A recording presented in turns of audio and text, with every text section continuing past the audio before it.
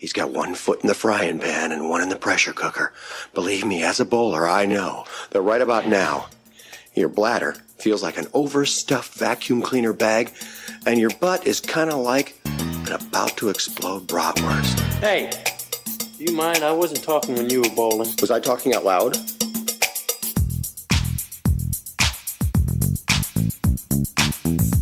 Welcome to Munson's at the Movies. My name is Kyle. I will once again be your host. Joined by the rest of the Munsons. Want to give them a wide berth. He's what is called a born loser. A real Munson. And talk a little bit about what's going on in their worlds. This time we will start with Case. All right, boys, things are pretty good on this end. So good, in fact, that I've started taking yoga classes, taking them at an actual yoga studio. So I'm going to use our podcast platform to make a public service announcement. Don't make the mistake I did and assume that if you took yoga class as an elective in college, or you've been to a yoga class at a YMCA, you're prepared for the yoga studio experience, because you are not. And they judge the hell out of you too. I'm constantly feeling judged, but I'm still enjoying it. I'm going to keep going back and just annoy people at the very least. Are you telling me Coach Case was not prepared for other athletes being around him? Throwing that phrase athlete around pretty loosely, which is why I figured I would fit right in. But no, everybody there is either looking at me going, what is he doing here? Or they're feeling completely sorry for me. And I could feel it the whole time, but I'm going to power through. Rigby. By the time you will have listened to this, Craig and I will have surfed the Pacific Ocean, recreating the scenes from Point Break. Amen. I'll leave it up to him if he wants to be the Johnny Utah or the Patrick Swayze role. Rigby, I am an FBI agent. So excited for this, because you guys have never met in real life. No, we haven't. I've only met you, Kyle, in real life. That's true. I know. Craig's going to be coming out to California this weekend, so it's very exciting. We're going to try to find a day to meet up and surf some waves. Never been surfing in my life, so that's obviously a joke. And I can't swim, so we're in luck. James. Well, I got hurt and wasn't even doing anything athletic. Still icing my old man knee that got hurt via nothing. And in 2 weeks from now, you guys will be on vacation, and I will be just finishing my all-nighter cramming for finals. So we're both kind of having so much fun. Sweet. I love it. I don't. Why'd you have to kill the mood, James? I don't. Hey, this is my therapy session. All right. Okay, there we go. I'm glad we could make you feel semi-normal for a moment. Just a moment, though. You want to join me for a yoga class? That'll help you feel better. Yeah, I think I'm in for that. This is true, though. I, for one, am happy to welcome our overlord, Elon Musk, to the Twitter sphere. And looking forward to what this new general, this new commander-in-chief, this new owner, GM, gonna do. If he can get rid of bots, I'm happy. If he's gonna charge me $5, $10 a month to have a Twitter account, not gonna be super happy about that, but I hope you guys are excited. I have one critique of him, and if any of you guys follow me on Twitter, you know what it is. It's that he is so criminally unfunny, and as someone who prides themselves on their sense of humor, he gets the cheapest laughs from people that, like, I can't tell if they're fucking with me or not. Like, he will say something that's like, like this was funny in 2009, epic bacon, you win the internet for the day. And everyone's like, oh my God, Elon, so fucking funny. And like, this guy's not funny at all. He's not funny. You can say he's smart, but he's not funny. We're excited. We haven't had a new guest in a while, so we're excited to welcome Mike Van de Voort to the show. Mike is a professional marketer and communicator by day, but actor and sports announcer by night. Performing since he was old enough to talk, he is currently one of the actors and producers creating shows for Kevin Pollak's Zooming the Movies on Facebook. That's awesome, dude. For ZTM, he's played icons such as Uncle Buck, Freddy Krueger, and Scooby-Doo, among others. He's also lent his voice to numerous NCAA and minor league sports programs over the last 15 years. And like four of us on the pod, Mike is also a Phi-Psi, which is where he and I actually met a little over a decade ago, just like James and I.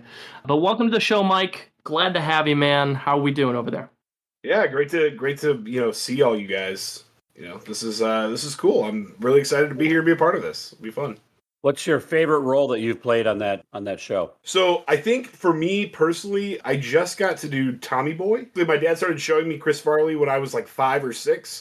And then I started impersonating him probably not that long after and just kind of ran with it and did an impersonation of him my entire life. And I kind of loved it. And so I was like, well, I'm going to do Tommy Boy because I can cast my dad as Brian Dennehy and my girlfriend is Michelle, and I get to be Tommy, and this is going to be fun as hell. So it was awesome. Like, it was one of those things because like that movie is like my dad and I's relationship, like to a T. So like we are big Tom and Tommy Callahan. So that was really, really fun. Birthdays, May 5th. Rigby, what do we got? All right, first up, this man needs no introduction. He is Mr. Henry Cavill, known as Superman and Clark Kent. How old we thinking Mr. Henry's turning? He is so jacked that the only thing I could guess his age on is his hair, and he's still doing pretty well. 34? Oh. I'm going to go 42. Yeah, I was going to go a little bit older. I'll split the middle. I'll go 37. Ooh, I'll be the dick and go 38. You fucking asshole. Oh, good guess. 39. Nice job, Mike. Dang. Just cucked me right on live podcast. Like, man. Like, All right. 1 for 1. Starting off strong. Next up, Adele. Known more for her music, but she does have some song performances in some movies, most notably Skyfall from 2012. She looks great, too. She lost so much weight. She did. This is fucking hard. I have no clue, man. 35. I'm going to throw 30 on the board. I'll go in the middle, 33. I'll go higher. I'll go 38. Mike, 2 for 2, 34. Ooh, That's this man. Nice work. man. Did he get the memo that he's not supposed to Google their ages? Did he get that for the show? I'll look him up, I'll tell you that. All right, that's good. That's good. This one might be a little tricky because I don't know if you guys know who he is. I think Craig probably does because he's a James Cameron fan. Lance Henriksen. He is known for his role in the Aliens series, and he's also in the Terminator and just a lot of good 70s and 80s movies. I'll throw out there he's 84. Ooh. It is old. He's old. I mean, if he was an alien, he was old in Alien, wasn't he? Yeah, I was going to say he looked like an older dude then, and that was 40 years ago. 81.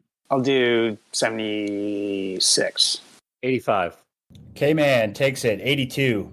Dang. All right, I got one. I'll take it. So our guest gets 2. Nice job, Mike. Woo! 5 actors that were eligible for this here, episode 61. Those 5 that we threw onto the wheel before we spun that puppy was Annette Bening, Evan Cheddarbob Jones, Frank Langella, Dylan Minette. But it didn't matter because the wheel selected Anthony Mackie. And before we get into Mackie's career, it's important to note he's got 76 credits on his resume, mostly film, but he does have some off and on Broadway productions. We'll talk here in a moment about his theater drama background and kind of how that started his career on screen. But before we get into the details, the minutia, we shall see if James can stump us Fast and Furious style. So for those of you new listening and for our new guests, what we do here is I'm about to read off 3 facts, 2 of which are going to be true about our man of the hour, Anthony Mackie, and one of them is not going to be true about him, but will be true about one of the many illustrious stars of the Fast and Furious franchise. The guys here got to guess which fact is not about Anthony Mackie. Fact number 1. His father was the starting quarterback for the Florida State Seminoles. Fact number 2. He was recruited to play Division I football as a free safety. Fact number 3. He was once escorted off of Prince's property by security for trying to crash his party. Wow, those are good. I actually know this one. Oh. Lie is number 3. That's actually Cardi B, who plays Lisa, who totally saves Dom in F9 by impressively impersonating an Interpol tactical team. It's Cardi B. That's my vote. I think the lie's 3 too. I just don't have the Fast and Furious personality to pop up right now. You said Prince? The artist formerly known as, we're talking about the same guy. Did they make pancakes and swim in the waters of Lake Minnetonka? Oh yeah. Hey, it was a good game. I'm gonna say Lucas Black, just because we were talking about Tokyo Drift earlier. Oh please, Lucas Black would escort himself off that property as a like a protest of Prince or some shit. I'm pretty confident that 3 is actually true. I'm pretty sure that Anthony Mackie is a huge fan of Prince, and I could see him totally doing that. So I'm going to go with number 1, the Florida State quarterback. I think that was Mr. Ludacris, whose dad was the Florida State quarterback down there. So that's what I'm going to go with as number 1. Is that Luda Senior? Is that right? Yeah. That would be Luda Senior he is referring to, correct. Ludacris Ricks. Oh, so Luda Senior runs Luda Pets, and then so that all right, that makes sense. That's why he was doing summer jobs. I think they're all lies, and I think they're all Shea Wiggum facts. I think James is pulling one on us here. Well, as much as I would love for that to be the case, it is unfortunately not the case. So I will start with fact number 2 was recruited to play Division I football at free safety.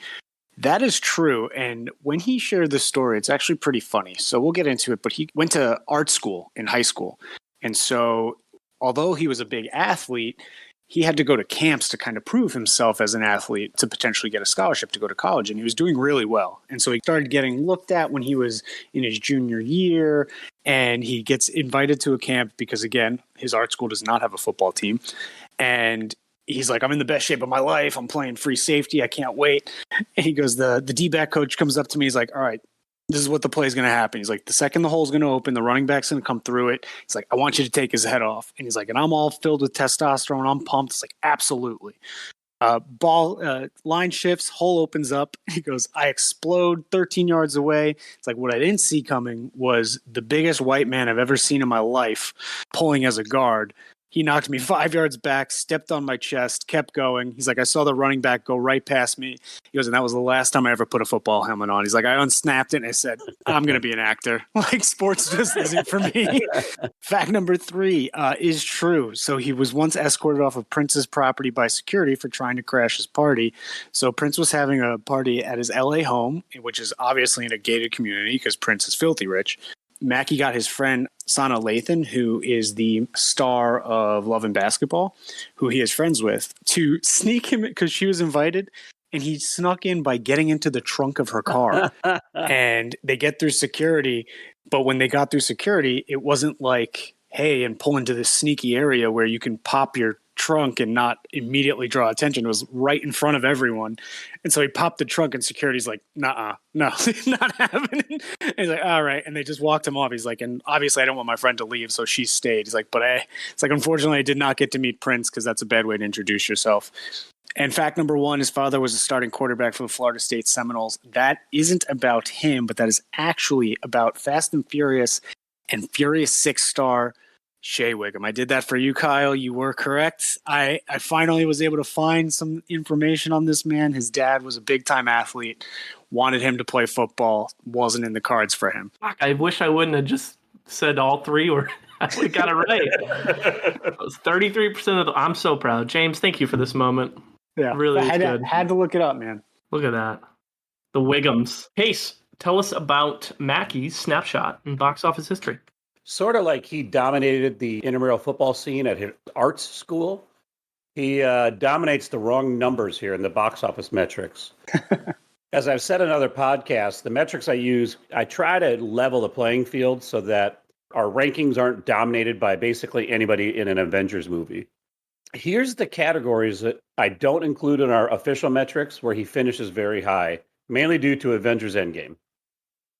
He ranks first in largest budgeted film, highest opening weekend, highest U.S. gross, and highest profit, all of which he's tied with Hemsworth because of Endgame. Further, he ranks 5th among all of our performers in international box office gross and 9th in average box office. Final number that ranks very highly, again, because of Avengers Endgame, because he ranks on our list, he ranks 2nd in total box office just behind Hemsworth. Pretty impressive numbers. Unfortunately, I don't use all of those. The areas that kill Mackie is currently his star meter is 2,831, which is just a shade ahead of Kyle. which ranks him 52nd. His average critic ranking is 52%, ranking him 42nd.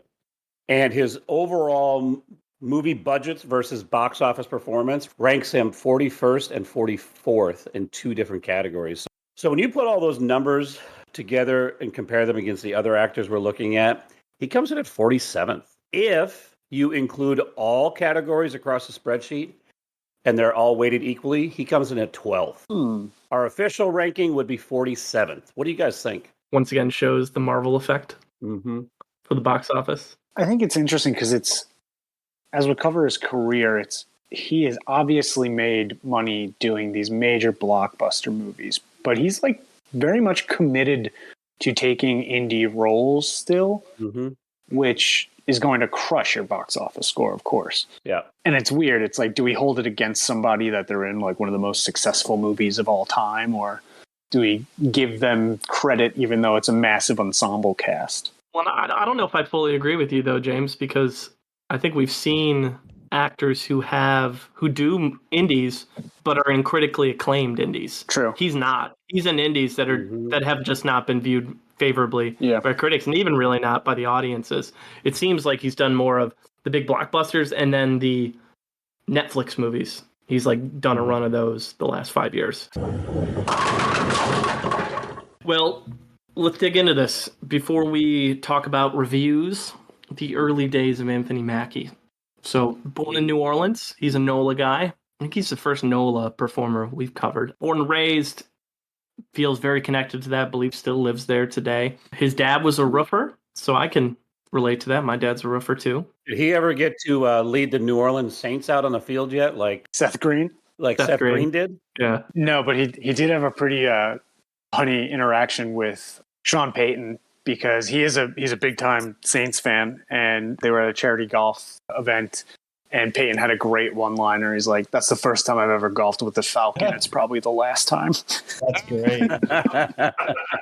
I did see he participated in the All-Star game weekend for baseball, and was ripping doubles in the softball game, and also played in the NBA All-Star game, charity game. But he said the softball game was more fun because the basketball game, one of the other celebrities took 33s and didn't make any of them. And he said it was the worst experience. Parties were better, but the game itself was awful. Yeah, the other celebrity he's referring to is Master P. That's who played professional basketball. He's and so Master P was just chucking shots, but none of them were going in. I was hoping you were going to say it was Philip Seymour Hoffman. Rain dance. Rainmaker. He got his start in the performing arts, going to the NOLA Center for Creative Arts, or as NOCA. His career trajectory took a big step up coming out of NOLA and going to Juilliard. He was classmates with Lee Pace and Tracy Toms. Juilliard, that's a big deal. And I imagine for him, coming from a blue-collar family like that, his parents probably very proud of him being able to go to Juilliard. And Juilliard grads have quite the leg up dramatically comparatively to their peers. But he definitely doesn't shit on other schools. He absolutely though believes in going to school for acting. He's like it made me, what he had mentioned is what he sees in actors who haven't gone to get professional training is they're really good at one or two things, and then they play those one or two roles for the rest of their lives. It's and I couldn't be everywhere that I currently am if it wasn't for the professional training I received. Well, while he was at Juilliard, he participated in a stage production called Up Against the Wind. We played Tupac, a little bit of a precursor for what's eventually going to come in his career. So I thought that was a fun connection. His first ever on-screen role was as a bar patron in As If in 2002, just an episode of that. So quick brief TV appearance. And then he was, for a time, he was Don Cheadle's understudy, another Marvel connection here, for Top Dog, Underdog, for some other plays. So doing some more stage work and shadowing behind some folks who have done some good work there. And got his first awards love on the acting side in 2002 in Carl Hancock's Rux's Talk, where he got an Obie Award. Win, not just a nom, he won that award in 2002. Early career, it's all stage work. Does an understudy get to work with that lead actor much? So in other words, is Mackie getting to work with Cheadle a lot or no? Early on, when you're doing those reads and you're doing the character work, yeah, you are generally going to be together, so you can kind of work on it together and kind of see how you're going to play certain things. and try to. Sometimes you'll mimic it, sometimes you won't. But there will be some work together. First film role is what we're going to go with, his first major role, and what a start! What a start! And that is 2002's 8 Mile. Mm-hmm. We rotate reviews every episode for this podcast. So if you did first major role, next time you go to highest critic, go to lowest critic. A little behind the scenes for the listeners in Munson's land. Well, last time I did largest audience gap, and so I walk into first major, and who better than the guy from 45 minutes northwest of Detroit to do the conversation about 8 Mile. I was so excited. The only thing I wasn't excited about is this movie is not streaming free anywhere right now. That's the shitty part. But it's well worth the $4 rent. Oh, yeah. Don't you have it on VHS? I thought you're given this movie as you leave and move out of that area. It's like, hey, don't forget. Here's your Bob Seger live bullet on vinyl. Your Devil Without a Cause CD with a middle finger on it, and your 8 Mile VHS. Exactly. Right? The little startup. Don't forget where you came from. That sounds like a pretty good combo, if you ask me. Mm-hmm. I would be lying if I didn't own all three of those things at one point in time. Your points are very clear. Just to kind of give you a little bit of background about understanding this movie and where I come from. So I grew up in a trailer park on the northwest side of Oakland County, which is about 45 minutes northwest of Detroit. I also listened to the Marshall Mathers LP to the point where you couldn't listen to it anymore growing up because CDs, kids, if you're listening to this today and you don't understand how compact discs work, people come up with really stupid things to try to treat them, and we just treat them like shit. And so after a certain point, it sounds like Rigby's mic, and you can't hear it anymore. It's terrible. So, that album and I were besties growing up. I grew up in the 248, not the 313, but I'll get into that.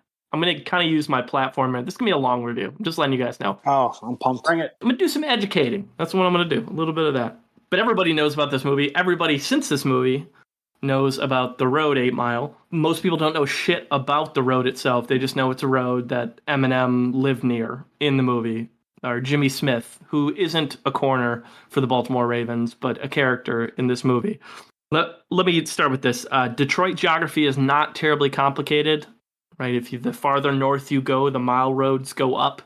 So 8 Mile Road is a very crucial geographical separation between Wayne County and Oakland and Macomb counties. So where I grew up in Oakland County is at a time was like the fourth or fifth most rich county in the country. And I lived in the poor northwest corner, so don't cast any aspersions. I said I grew up in a trailer park, so connect the dots there. But a pretty rich county. That's where all the athletes live. That's, like Rochester Hills, Birmingham, Troy, like a lot of money in Southeast Michigan. Wayne County, not so much, right? There's a much different tax base. So what you'll notice when you travel up 8 Mile or you're traveling south on 75 is that because of the tax base is so different, it's an immediate change in setting, poverty when you cross 8 Mile. So that's why 8 Mile is such a big deal, because there's a significant difference in the environment that you're in. So when they say take your ass back across 8 Mile, it's like this fundamental divide between Detroiters and non-Detroiters. So that's a little bit of background for you all on that. That's like classic civil engineering shit that Buttigieg said, like, oh, there's racism in city planning. And people's like, oh, how is that I was like, this is how. That's the exact way. Mm-hmm. And also Cranbrook is a real private school, not made up for the movie. The one that Papa Doc, which Anthony Mackie plays, is a real school, real private school near Detroit. A couple nuggets about the movie, but with $51 million in its first weekend in the box office, it was the second biggest opening ever for a rated R film. Wow. So this movie, the hype machine, was huge. Huge. Impressive. Let me get to Mackie. So Mackie plays Papa Doc. He's kind of the biggest bad in the rap battle game. He leads the free world. The movie is really contingent on you hating the free world. Like it's built on that you're going to hate them and align with Jimmy, the rabbit. And a lot of that is because Mackie, in his first ever film role, I think does a damn good job taking his theater background and going in there and just absolutely creating this intimidating environment and atmosphere for his character. He's pretty diabolical. He's a gun toter, you know what I mean? He wants to murder Eminem's character at one point in time in the movie. So I'll toss it out to you guys. Thoughts on Mackie in 8 Mile? What I learned researching for this, because I loved 8 Mile, similar to you in that I thought the Marshall Mathers LP, I think it was like when I was in like 5th or 6th grade, and I played it like 5 times a day for that whole summer as I was like throwing a football with my friends as I'm screaming just the worst obscenities at the top of my lungs. But I found out, researching for this, that the famous final battle, Eminem had actually had like kind of like an outline of what he wanted to say. So he knew he was going to reveal all the stuff about himself. He's like, I'm going to take away what you could diss me for. But he didn't really know what he was going to say about Anthony Mackie's character. And so he approached Anthony Mackie, who at the time is like in his early 20s, like he's fresh out of college. Mm-hmm. And he's like, hey man, like, it's been great working with you. I don't want you to take offense to like anything I say, because obviously this is we're acting here. But I'm going to like put some stuff about you in the rap. And Anthony Mackie's like, like me, the character, or me, the person? He's like, you, the person. And he's like, and I'm kind of overwhelmed because Eminem's a superstar at this point. So I was like, okay, sure. And so the things that he roasts him for are actually true about Anthony Mackie. Parents, right? Grew up in a nice house. His parents have a very good marriage. He went to a private school. He's like, all of that stuff was because Eminem like Googled me and was like, this is what I'm going to make fun of him for. He's like, and it's the most iconic line in the movie. Like, and Clarence's parents have a real good marriage. It's like, dude, that was me. He was talking about me. And he's like, I approached the director. He's like, so like, do you think I rebuttal him? He's like, no, I wrote the scene specifically for you to not say anything. He's like, damn, I'm just going to get roasted by Eminem. I thought that was so cool. Yeah, Kyle, you used the word intimidating. I would actually go more even further than that. He's like terrifying in this movie. I saw it when it came out opening night. I think I was in 8th grade. And I just remember being just like totally enthralled with not only all the performances, but Eminem for tops, but Anthony Mackie was great in this. And the fact that it was his first role, while he doesn't have a lot of speaking parts, his body language and just like the way he's in control of this gang that like you said, you're kind of trained from the opening scene to like cheer against. He was great, and talk about a really powerful, impactful first role. Yeah, it's just a lot of one line reads where you're like, what are you going to do about it, bitch? And then they move on. Continue. Remember leaving the theater thinking this, and I still think this to this day upon review, is I don't think Eminem won the second battle versus Lotto. No. I think he lost that one. Dude, Lotto was fire. Yeah, he was at his neck the whole time, and like he had a couple good lines, but I think Lotto won that one. But that's fine. That's fine. I get it. It's for the movie. I agree. I did make a couple other notes here of things that I thought were interesting. It was really my first awareness of Michael Shannon as an actor in my younger days, and I love him as Greg. He's such a dick in that movie, and Michael Shannon's become one of my favorite actors, and it all started with this. Evan Jones, our boy, played Cheddar Bob. The fun fact I thought you were going to share, James, is that I read that Seth Rogen and Jason Segel both auditioned for Cheddar Bob. What? And they did it together. What? Yes. They both auditioned for the role of Cheddar Bob. I'm happy they did not get that role because they would have completely taken me out. I think the movie would have suffered with Seth Rogen as Cheddar Bob. So I agree. And I will say this. Lose Yourself as the movie ends still hits every time. Because for a song that won the Oscar, you get little bits and pieces throughout the movie, right as he's formulating and writing the song. As they play it, as he's walking away down the alley, you get chills. You get chills watching it. So I was very happy that I got 8 Mile, and Anthony Mackie, absolutely incredible out of the gate for his first film role ever. And I'll always be impressed by how sneaky good Eminem is as an actor. I did not I know he was playing himself here, but then he's been in cameos where he again is playing himself, but like he's not uncomfortable. How am I gonna kill that dude from Leave It to Beaver?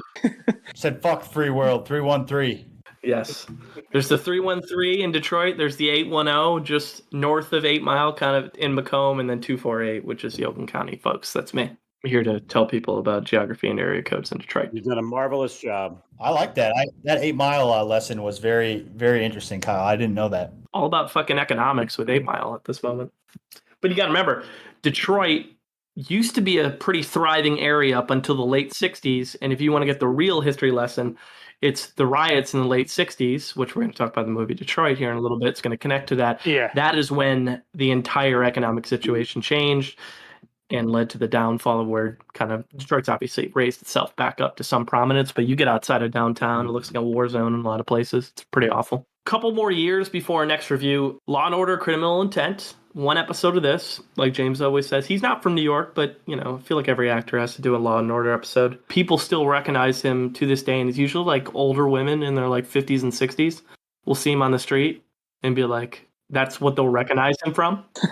He said that in his Hot Ones interview, so I think it's interesting. I mean, Juilliard's in New York City, so this is like if you're not on Broadway, there's one show that films here, and this is it. So get a role here. His second movie, Manchurian Candidate, the remake in 2004, alongside Denzel, played Robert, one of the soldiers who is abused, and I believe is the one Denzel actually has to kill at the end of the movie. This movie blows.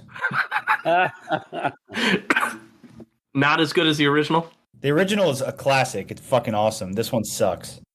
I hate it. I hated this version. Let's move to a movie that is just fucking batshit. Spike Lee's She Hate Me, 2004. It plays Jack. Go ahead. I'll just open it up. I'm not even going to say anything. That movie is the epitome of the phrase, what the fuck is going on? And just like, not even like in a terrible way. It's just like every like 10 minutes, I'm like, what the fuck is going on? The general gist of it is he is this 30-year-old VP at a medical company, and they start doing some unethical things. He blows the whistle. They find out about it, and so they kind of take revenge and try to pin everything on him. Part of that is he loses his job, and so when he loses his job, his ex-wife, who's Kerry Washington, who is now a lesbian, her and her partner want to get pregnant, and they want him to be the sperm donor. But they want to do it traditionally and pay him a lot of money. Oh, and they also have a bunch of friends that are also lesbians that also want his magic sperm. It's like, that's the story. So he basically becomes this, like, sperm donor to the stars, and like it just kind of goes from there, and he gets wrapped up with the mob and the SEC, and Woody Harrelson is there, and it's just it's wild, man. But it is, and the animation of that magic sperm doing their thing is quite possibly one of the weirdest yet greatest things I have ever seen on a Sunday afternoon. About 60 to 70 little spermies on the screen, all with Anthony Mackie's face just going everywhere. Oh, man. So my thought process on that, too, was, can you just imagine the green screen sessions where they're like, because it's not just like all the same face doing the same thing at the same time. It's clearly multiple recordings of his face saying like, oh, you're a sperm now. Now you're going to crash into the other sperm so he doesn't get to the egg first. And then you're going to laugh about it as you go off to the egg. Oh, and then this one, you're going to make a nice little smug wink at the camera and then go off to the egg. You're saying he was testing his acting abilities in this picture. The range of just the 60 sperm faces alone is worthy of his Juilliard degree. I will tell you that right now. The score just went up for me on that one. That's a new one. He got his money's worth, his Juilliard money worth. I think everybody should watch She Hate Me, not because it's a great movie, but because you need to see Spike Lee just doing whatever he wants. Just doing whatever he wants. Yeah, and super intense sex scenes in this, too.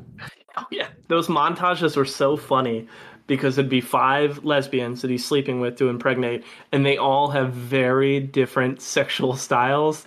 And just watching him back to back go from, like, getting choked to, like, having a girl, like, cry on him to all these... I just laughed during all these fucking sequences, man. Well, if you want to know how Mackie feels about it, he absolutely loves Spike Lee. He says he's learned more from working with Spike Lee than he completely expected to imagine. Like, it inspired him. And then he goes, and it sucks to be a part of his, like, one film that everyone hates. he's like, I was expecting my career to just take off. You know, you get in a Spike Lee film after, you know, you've been in an Oscar-winning film. He's like, you just think, you know, the sky's the limit. And everyone's like, no, that movie stunk. And he's like, and there I was, just still at the starting blocks. It's a great point. And think about it as an actor. Like, your, third movie at this moment? You probably haven't really done a whole lot of sex scenes, if any. Like a lot of actors are 3 movies in, and you get thrown into a movie where you have 25 sex scenes. Like, immediately, I am the veteran. You want to know how to do sex scenes? I know. I'm the guy. No wonder he likes Spike Lee so much. Jesus. Yeah, I was about to say. Spike had me busting nuts every day at work. Always curious why he waited so long to marry his high school sweetheart, and now it all makes sense. At the end of the last episode, Rigby was like, Mackie's in a couple Spike Lee films, and I was like, I don't know which one. And I was like, oh, this one. This is the one right here. Oh, the worst one. Well, he goes from bottom of the barrel Spike Lee to an Oscar-nominated movie, $1 Million Baby. He played Shao-Rel, the cocky boxer who beats the ever-living shit out of Jay Baruchel at one point in the movie. Poor guy. This is a pretty small role for him, but just being associated with, in his first handful of movies, the fact that he's in an Oscar winner for Best Picture, just kind of being in that Clint Eastwood universe was huge. And he's also he's really good too, because like you said, it's a small part, but the fact that you are cheering so hard when Morgan Freeman is beating the crap out of him just tells you how good he is at being that perfect asshole. Yeah. He's a great antagonizer. He does a good job of that. He gets on your nerves really, really easily in this movie. Same year, so 2004 was a big year for him because he had She Hate Me, $1 Million Baby, and then one of his only other movies that has any type of awards recognition, and that's Brother to Brother. Plays Perry. It's a LGBTQ story where he plays a gay character. He got an Independent Spirit Award nomination for Best Actor. I rented it for $3. It was okay. It's not a great movie, but early on, Eastwood, Spike Lee, and then going to play a gay character in the mid-2000s, that's a bold choice. Certainly didn't have to take that kind of role on at all. But then we hit largest audience gap, which is Haven, 2004, and Case has it. Mackie's career is really starting to soar here with Haven. Is this about witches? No, I wish it'd be way better for about witches. Haven is a 2004 film that is part heist movie, action movie, gritty street movie, and a suspense thriller. Honestly, there is so much going on in this movie, it'd be impossible for me to cover and summarize. If I'm being honest, this show probably would have been much better off as like a streaming series. I'm certainly not comparing it to Ozarks, but like in Ozarks, where you've got a long run where you could explore some of these subplots that are going on in this movie. What I will say is that this movie has an unreal cast. It's got Orlando Bloom, Zoe Saldana, and this is 2004, so this is like Pirates of the Caribbean fame right now for Orlando Bloom. And Saldana. Anthony Mackie, our boys in it. Bill Paxton, the man. Stephen Delane, Bobby Cannavale, Robert Wisdom. While this is a really good cast, I do think it was awfully miscast. In one of the random storylines, Saldana, one of Orlando Bloom's friends, he and his friend are talking back and forth, and they're going on and on about how Saldana's character is finally legal. And on her birthday, she and Orlando Bloom are going to have sex. Mackie is within the same age range. So you're sitting here going, okay, so they're probably somewhere between 17 and 19 years old, depending on what's really going on in the story, which I couldn't figure out. They were all 26 years old when this movie came out. So they were nowhere near teenager, and none of them looked like they were in high school. Final nugget that I found about this movie, because I don't want to be left out of the bringing up sex scenes in movies discussions like you guys have been doing. This is a semi-famous movie that Saldana and Bloom both criticized their love scenes in the movie. Coincidentally, after the critics shredded this movie publicly, these two came out and were like, yeah, I hated this movie too. Saldana disliked that there were numerous people on the set watching and that the scenes were too hot and she was getting sweaty. And conversely, Bloom didn't appreciate that Saldana's boyfriend was on the set watching him make out with her and that she was too sweaty. And it should be noted that this is actually the second time they've worked together and also the last. As it relates to Mackie, sporting a Caribbean accent in this movie, he's fine. And his role is pretty straightforward. He's basically just playing an overprotective, angry brother, trying to be menacing, kind of, almost a throwback to his 8 Mile role. Whole movie, he's just basically scowling and looking for a fight. He does fine in this movie. I think with the poor plot and the poor writing in this movie, it's really tough to be overly critical of anyone in this movie. I think he did fine. As for the critic and fan split, Man, I got no idea how this scored high with audiences. 60% for audiences, yeah. Ooh. This is the first time I've ever heard of this movie and seen it, and I'm firmly on the side of the critics on this one. Yeah, I stumbled upon it too during my rewatch of everything, and it was on HBO Max or one of the more prominent streaming services. And I saw the cast, and I was like, oh, okay, like this could be kind of good. And then yeah, like you said, it's so confusing. I had no idea what was going on because there's like 4 different storylines, and Anthony Mackie, like you said, is straightforward. Although I do love the fact that his character's name is Hammer, and the way that they explain the nickname is absolutely hilarious. Where it's Orlando Bloom like just talking to one of his buddies, and he's like, "Well, you know how you got the name Hammer, right?" And the guy's like, "Nah, because he's like really tough or something." And he's like, "No, Zoe Saldana hit him in the head with a hammer when he was 4 years old." And it's like, what the hell? It's like, yeah, he's got a dent in the middle of his forehead. Like, what? So, Craig, you're going to fall on the critic side, the 13% here, a little bit closer to that than the 60 for the audience. I would give it maybe 20. 20. Ooh, not good. No. Would you still stand by it being the boys from the hood from the Cayman Islands? So would yes. Go with? Well, the way I kind of start reviewing movies harshly is how many sittings I have to watch it in. And when I texted you guys that this movie's trying to be the Boys of the Hood of the Caribbean, that was my 3rd session of trying to watch this movie. So I do stand by that line. I think that holds up. I was going to do my whole review with a Caribbean accent, but I thought that might be in poor taste. Yeah, we might get some flack for that. Unless you can do it like Mackie and pull it off. But I don't know if I have that much faith in you, Craig. Me neither. A couple of years here before our next big review, we've got his role as Nate in We Are Marshall 2006. Plays safety just like he did back in the day. It's the heart and soul of that team. He's got the heart and soul of the movie in a lot of ways. He really is, because he's one of the few surviving members of the team from the year before. And he and Matthew Fox, who's his coach, they have a really good sort of rapport with each other, even though, their interactions are intense. But yeah, I like this movie, and I feel like it's kind of always forgotten about for like really good football movies. But yeah, I like Mackie in this a lot, and he hits pretty hard for being a bad free safety. Of all the roles that I've seen with him, this is one that I think he puts the most emotional work in.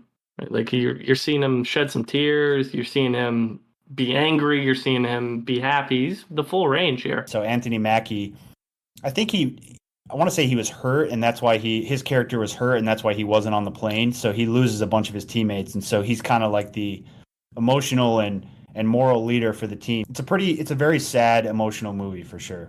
I was gonna say, I used to live out in that area of the country, like, the Shenandoah Valley, Western Virginia and West Virginia, and that's very highly regarded around that area of the country and like where Marshall is and stuff. So a lot of people like the movie and the performances in it. So that's, I know that's always a positive too. And you got that community that was impacted by it, looking back on it and saying like, yeah, this was a good representation. To Mike's point, I think the locals could hate it, right? They could be like, you're taking advantage of our story to make money. In this case, I think they felt like they did a pretty good job. Staying true. Half Nelson, 2006. It's one of those like smaller indie movies that people always reference with. It's a Ryan Gosling movie about a teacher who is trying to do the best he can in kind of inner city schools, but also is a user himself. And so you run into this like ethical back and forth between him trying to be supportive and keep kids from going into the life, but he is dealing with his own demons. And Mackie plays Frank, a drug dealer who it's kind of the back and forth with this young girl.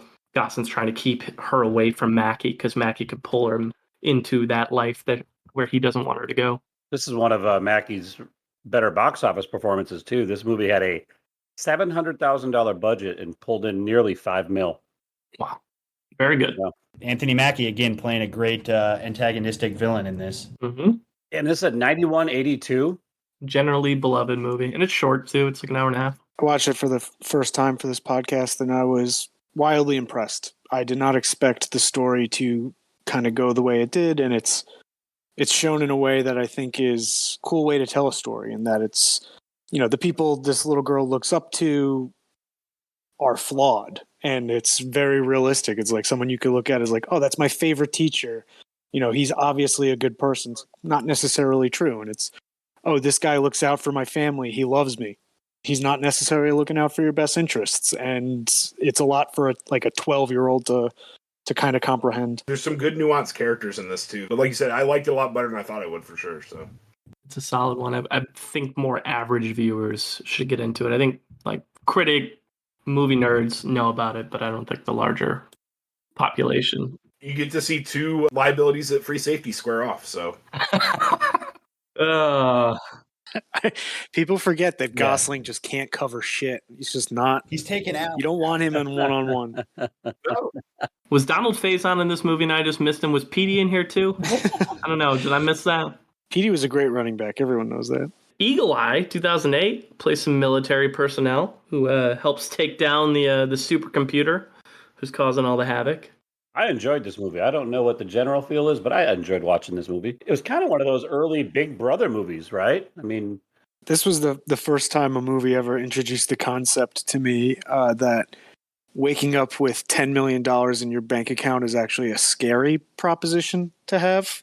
And I was like, you know what? That would actually be kind of weird now that I think about it. Where he's like, what the fuck is this? He's picked pretty cool movies up until this point. Yes. I'd be curious as to if he's really involved in role selection or if it's representation. If it's representation, he's hired the right people. And if it's him, I applaud him for the movies that he gets into because they're cool projects. He's playing a wide variety of types of characters up till this point in his career. Give him credit for that. Right. And then he's doing some more theater work around this time too. So he did 3 plays from August Wilson, Ma Rainey's Black Bottom. As we know, they turned into a film version and won some awards a couple years back. Fences and Jitney, all in 2008 as well. Very, very busy performer. And then again, picked another really cool movie that won some awards. And her highest critic score, which is The Hurt Locker, 2008. And James has it. Good movie. I know that I normally bitch about the movies that I get assigned here, but I've been on a hot streak recently, and it continues with The Hurt Locker. I was a fan of this movie when I first saw it, fan still as I rewatch it. This movie's filmed during the Iraq War, and it follows a sergeant who's recently been assigned to the Army Bomb Squad, and he's kind of at odds with the guys that he's working with. And the reason why is this sergeant, who's played by Jeremy Renner, he's taking over this highly trained bomb squad. So their job is to defuse, IEDs, the roadside bombs that were everywhere in Iraq.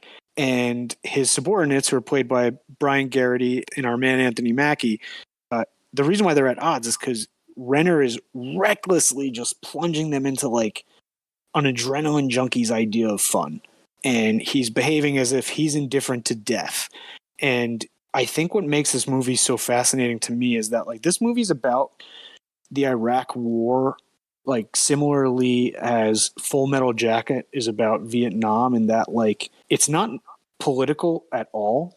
It's more so a character study of these soldiers. And so it like the Iraq War is just a setting. It's a backdrop. And really what this movie is it's trying to tell a story about these soldiers and their experience during it, both physically and emotionally. This movie's suspenseful. It's an action thriller. And what I think I like about it most is that while it's an action thriller and you're on kind of your edge of your seat because these bombs can go off at any moment, it's not about action heroes. Like Renner and Mackie aren't action heroes. They're specialists and they're flawed humans, and they look at this as a job. And it just happens to be taking place during something that no one could, emotionally be prepared for. And so when you look at some of the reviews that this has received, obviously people love it. It won Best Picture at the Academy Awards. But there are some people who genuinely dislike this movie, and their criticisms of it are like, it's boring. And they're like, oh, this, wow. This isn't really an action movie. It's like, it's not an action movie. And you're going to watch people explode. And you're going to watch bombs go off. And it's filmed during war. And this movie is not about that. It is 100% about these soldiers and how they can comprehend what they're going through. And I think Mackie does a great job in it. Obviously, Renner is the star of the movie. But I think Mackie plays a really good kind of straight man to Renner's wild man, where he's like, hey, we should follow the letter of the law. We should do as we're told. We should follow the orders. And Renner is not about that life at all. Mhm. But I really enjoyed it. And I would love to hear your guys' thoughts on it as well. Is this a Catherine Bigelow? Yes. Mhm. Yes. It is, and it's his first of a couple times working with her. It actually beat Avatar for Best Picture. James Cameron as Catherine Bigelow's ex-husband. Yeah. Oh, that's right. This movie made me feel two things. I remember one of the criticisms of The Hateful Eight was that the movie was filmed in a way that made you feel cold in the movie theater. I felt uncomfortably warm watching this movie. I thought she put me in the desert, basically. And then the amount of anxiety and stress that I felt during some of the intense bomb diffusing scenes was not something I was used to watching movies. I was really impressed with the direction of this and really everything involved. I agree 100%, James. Thing you mentioned is funny because when you look up Jeremy Renner performing this in this role, Catherine Bigelow said like he has a very specific kind of gait to his walk, and they couldn't get any of the stuntmen to like not kind of stand out when they were filming any of the bomb scenes. And so what they did is Renner actually did put the suit on himself. And it's like they were filming this in like, I think it was Kuwait. So it's like 115 degrees. And so when you see these actors who are dying covered in sweat during this movie, that's because they are covered in sweat and dying during this movie. They are absolutely getting cooked out there. Wow. It is one of the most powerful movies I think I've ever seen. Like, I just remember being, like, really affected by it, like, when I saw it, especially because I have an aunt and uncle who were both in the Marine Corps for, like, 30 years, and my aunt was a logistics specialist in Kuwait during, while a lot of this was going on and stuff. And because she is Punjabi, she also speaks Arabic as well. She has the look. So she was also, like, translating and, like, going out and doing, like, community relations in a sense. And I remember when this came out, she and her husband, my uncle, who was not nearly as dangerous of situations, they both said, like, this is by far the most realistic depiction of what we went through. Oh, wow. Of, like, anything. Wow. And I still specifically remember my uncle telling me that the scene where Jeremy Renner is in the grocery store and he just gets overwhelmed by the options and just doesn't know what the hell to do because there's too many cereal options. He's like, your aunt literally did that. Like, she went to the grocery store and then came home with nothing and said, you have to go grocery shopping because there's too many things and I can't do it. The little nuances, yeah, those little things. This movie, like they said, this movie just nailed the experience and the kind of like the coping and the transition of coming home after everything. And they said it's the performances and just like how well those actors captured all of that. So, you know, Mackie he's a physical presence in this movie, and the fact that he can't intimidate Renner in any way, shape, or form, and you can tell it frustrates him that like there's a manly, quote unquote, manlier man than him there, and it's really that Jeremy Renner is no longer like connected to reality in the same way that everyone else is. Yeah. And I love the scene where he asks him, he's like, hey man, do you think I can put the suit on? And you could tell he's begging for Renner to say yeah, and Renner refuses to give him an inch. She goes, no way, dude. He's like, you could never be me. He's like, it'll never happen. 2 quick facts. This is the lowest grossing Best Picture winner of all time. Made $14 million. And Anthony Mackie's role was initially offered to and turned down by Colin Farrell. Okay, so that was highest critic score 2 years before our next review. The next big role here is Notorious, a movie we talked about in the Angela Bassett episode a few episodes back. He plays Tupac. So there's that Tupac connection. And I don't know if it's the best Tupac interpretation. I don't know. I think the jury's still out for me on how I feel about his Tupac interpretation. Did anybody ask Jada Pinkett Smith? Too soon. For some, I don't know how it happened, but I grew up being a gigantic Biggie fan. And when watching this movie, I was in utter shock at how much this man had accomplished before like the age of like 23 and how little I had accomplished when I saw this movie. I was like, wait, he's the same age as me in this movie when he gets killed? Are you kidding me? Oh, I'm a real piece of shit. Like, I gotta start working more. Damn. Influential character in Tupac from a pop culture standpoint. So there's that. Whether or not you think he nailed Tupac or not, he at least played Tupac.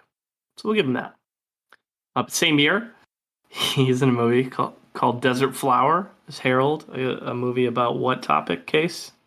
Just so we're talking about different types of roles he's taken on. Female circumcision. Got it. Nailed it. We're going to stop it there because no one came for that. But they didn't come to the Willem Dafoe episode to hear us talk about his dick the whole time, so you get what you get sometimes, you know? Yeah, Mike's like, what? Why wouldn't you? Guy's got a hog between his legs. By the way, Desert Flower did make $15 million in the box office, so Oh, wowza. there's a market for it. Speaking of doing something a little bit different, he narrated the 30 for 30, The Best That Never Was in 2010 about Marcus Dupree. Oh, shit. I didn't realize that was him. You done learned today.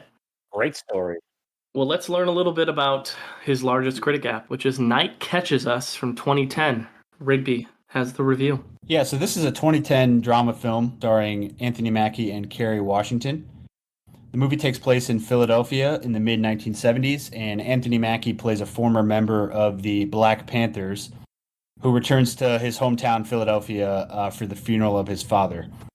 His character, Marcus, has spent time in prison, and when he returns to Philadelphia, he's met with animosity and a lot of anger from his old friends because he is thought to have snitched on a former Black Panther member, and that led to that Black Panther member's death. So, as I said, people in his hometown don't really trust him, and they aren't really happy to see him. It's kind of similar to, if you've ever seen American History X, when Edward Norton's character kind of comes back and everyone looks at him as sort of the guy that nobody really wants around. That's kind of how I felt after watching this movie. The only person who really doesn't feel animosity towards him is the person that you would think would, and that's Kerry Washington's character, who is the man's widow.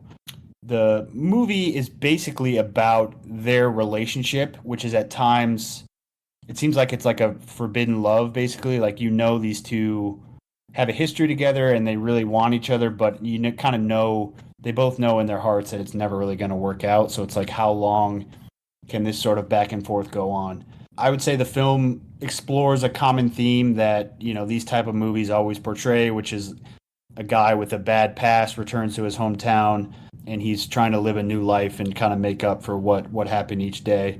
It's a pretty emotional and raw movie because it deals with, like I said, living with regret, but also death and family dynamics. And you know, there is a young member of Kerry Washington's family. He is involved in violence similar to the way that Mackie's character as a Black Panther was growing up. And he sees this as like a way for him going down a hole that he doesn't want to go down.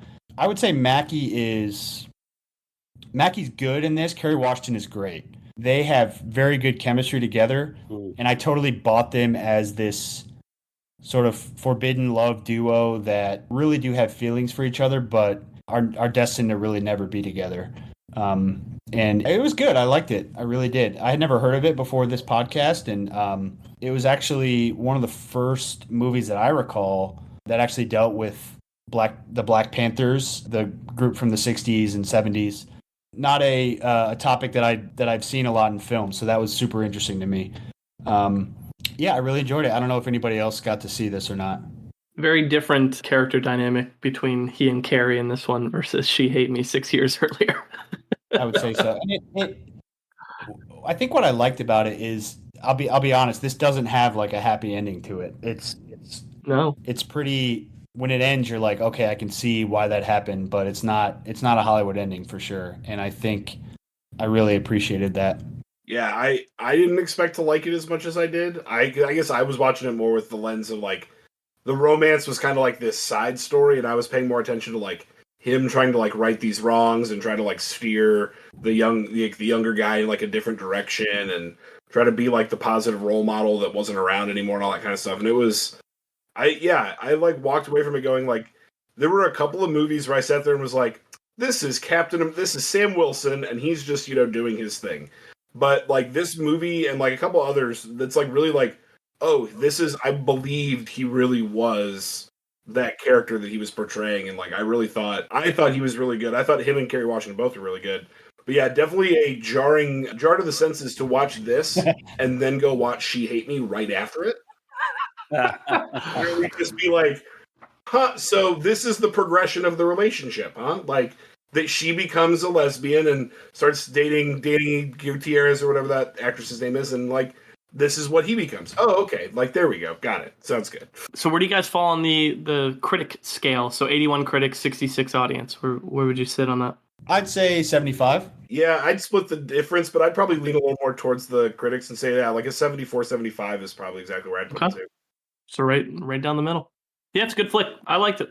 I have no complaints about it at all. That was nice. Nice, compact, hour 30. Love that. So he was in an off-Broadway play called A Beheading in Spokane in 2010 as well. And that's written by Martin McDonough, who did In Bruges and Three Billboards in Missouri, outside Ebbing, Missouri, who's a fantastic writer. So the whole general gist of it is that this like young couple is in this seedy hotel, and they like come across a man who's looking for his hand, who when I saw it was played by Anthony Mackie and Zoe Kazan. The old man with the one hand was Christopher Walken. Oh, cool. Yeah, and then the hotel manager, who is probably my favorite character, because right before intermission, he goes on like a 10-minute monologue about how the bonobo is the greatest of the primates. I love the bonobo. Hilarious. And then when we saw it, that role was played by Sam Rockwell. Oh, see. Oh, man. It literally was the most stacked cast you could think of. And we went and saw it, and it was a hilarious... It's, Martin McDonough, it's all dark comedy, but it was absolutely hilarious. I've heard of it before.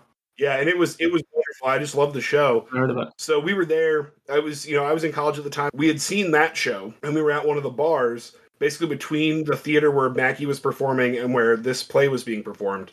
And we were there. It was, like 10:30, 11 o'clock. So it's after a lot of the shows are starting to let out. And we're sitting there at the bar, and this guy walks in, and I just kind of look over and go,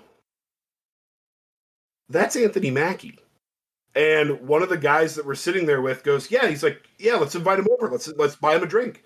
And so he literally just is like, hey, Anthony. And he beckons him over to our table, buys him a beer, and literally is just like, oh yeah. And so it's me and my dad and these two older board members talking to Anthony Mackie, and I'm just like, you're the guy from 8 Mile. I saw you last night. You're fantastic. Like your show, and he was just so humble about everything. He was like, oh, so you an actor too, man? And I was like, yeah, like I'm going to school to be an actor. He's like, oh, so where are you at? And like you said, you could tell he was really cool about like, oh, you're studying acting. Like that's awesome. Like he was really like supportive of that. And so it's like the fact that he talks about in Hot Ones that he's really big on that. Like that makes sense. And he was super cool, hung out with us, had his beer for like 10 minutes, and then politely said goodbye and kind of walked off and went over to wherever else he was going. But like, it was this really cool thing when you're a 20-year-old kid who's like studying acting, and it's like that's a big time movie star that just literally came over and had a beer with my dad and I. Like that is one of the coolest moments I could ever imagine happening. And it was in this crowded bar in New York City. That's cool. Only a couple of years later, when he starts doing Marvel stuff, that like he wouldn't be able to go out and about like that without getting swamped by people. So you caught him at the right time. Yeah, and that's the thing. It's like he's doing an off-Broadway play. Like he was still kind of like, you knew him from The Hurt Locker, you knew him from 8 Mile, but like he wasn't this huge name yet. But it was like, oh, he's just walking into a bar. I added a point to my score for that story. I love hearing that people are down to earth like that. Yeah, very, very cool, laid back guy. I'm assuming you guys stayed in touch. Oh, for sure. We, speed dial right now. Just call him up, let him know we're doing the episode. Adjustment Bureau, 2011, another movie that people, I think, constantly associate with Anthony Mackie. Mm-hmm. Also with Emily Blunt, so we have covered it before. I enjoyed Adjustment Bureau. It's a guilty pleasure of mine. I'm not the most religious of people, and it's definitely got a religious tone to it, but it's fun. And it's twisty and turny, and I guess he kind of just plays like the straight man to Matt Damon's kind of neurotic and like going through a mental breakdown kind of vibe there, but I enjoyed it. It's a big role. I think he's probably top 3 build in that one after Damon and Matt. It's also the dude from Mad Men who I never remember his name. John Slattery. There you go. Yeah, with the beautiful white head of hair. Mm-hmm. Real Steel, 2011, plays Finn, a fight promoter. His role is not huge in this movie, but I had never seen it before, so I was actually mildly excited to check it out. And it's a father-son story, ultimately, just around technology and robots and stuff like that. It's like Rocky if you put robots in the mix in melodramatic sequences. He is adding together a long list of A-level celebrities that he's doing films with. Oh, yeah. With Hugh Jackman in this one. He joins a big old group of actors in a movie we've talked about a couple times, 10 Years, one that I think James reviewed a long time ago on the Chris Pratt episode, if I recall correctly. With Aubrey Plaza. And he plays Andre, who's kind of like maybe the best way to describe him, he's the hype man of the Friends group, the high school reunion group. What I remember most from this movie was how Pratt's like a loser kind of asshole. He spends the whole time trying to apologize to a bunch of nerds that he made fun of, but he ends up bullying them in the process. Yeah, he wants to say how he's not an asshole, but he just keeps being more of an asshole the whole movie. Yep. Yeah, because I remember Mackie's character is close with the guy who's dating Aubrey Plaza, or married Aubrey Plaza, who was like her boyfriend, a wanksta in high school, and she doesn't know. And she learns at the reunion that he like dated black girls in high school. Yeah, that's the part that makes it so funny, is because like her ex is a black guy, and she's like, "Oh, does that bother you?" He's like, "No, actually, you're the only white woman I've ever dated." And she's like, "What? Like, what did you just say?" I recommend it. For folks who haven't heard of it or seen it, I know Corey Wallace had high recommendations for this too. You got to get over the fact that literally everybody at this high school is hot, and that's not real. Yeah, it's like the nerd is like Oscar Isaac and Chris Pratt. It's like, yeah, they're not all right. I recommend it. People go check it out. So it's a good cast, and it's dumb, but it's got some good vibes to it. But he meets Chris Evans at this time at the Golden Globes. And that's important because there's a lot of Chris Evans connections for the rest of his career. First and foremost, they do a movie together in 2011 called What's Your Number, which also had Chris Pratt as well. So he's a lot of the Chris's from the Chris universe here in 2011. And then he becomes a business owner. He opens his own bar, No Bar, in Brooklyn in 2011. And I read that it was closed by 2015, so it was not a long-lasting one. But more than J-Lo's self-service. So I'll give him that. So it lived up to his name. Yes. No Bar. No Bar. What do you own, No Bar? This bar is designed to disappear. What I've learned from one of my favorite reality TV shows, Bar Rescue, is that running a bar is a difficult business. And so I will not hold that against him. No.